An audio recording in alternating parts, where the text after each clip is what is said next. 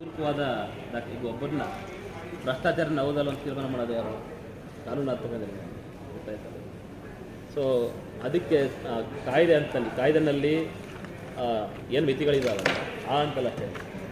ಈಗ ಅವರು ಭ್ರಷ್ಟಾಚಾರ ಮಾಡಿದ ಅಥವಾ ಸರ್ಕಾರಿ ನೌಕರಾಗಿದ್ದರೆ ಅವರಿಗೆ ಭ್ರಷ್ಟಾಚಾರದ ಕಾನೂನುಗಳು ಬೇಕು. ಸಾರ್ವಜನಿಕರಾದ ಹೇಗೆ ಅಂಥದ್ದನ್ನು ಕೂಡ ಸರ್ಕಾರದ ನೆಲೆಯಲ್ಲಿ ತಿಳಿಸಬೇಕಾಗುತ್ತೆ.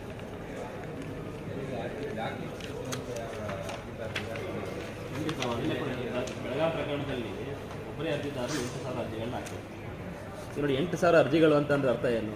8,000 ಅರ್ಜಿಗಳು ಅಂತಂದರೆ ನಾವಿಬ್ಬರು ಆಯುಕ್ತರು 3 ವರ್ಷ ಆದರೆ ಒಂದು 10,000 ಅರ್ಜಿಗಳನ್ನ ವಿಲೆ ಮಾಡ್ತೀವಿ. ಅಂದರೆ ಅದರ ಆಧಾರದ ಮೇಲೆ, ಪ್ರಕರಣಗಳ ಆಧಾರದ ಮೇಲೆ ಮತ್ತು ಅದರ ಒಂದು ಸಾಮಾಜಿಕ ಒಳಿತಿನ ಆಧಾರದ ಮೇಲೆ ನಾವು ಅದನ್ನು ನಿರ್ಧಾರ ಮಾಡ್ತೇವೆ.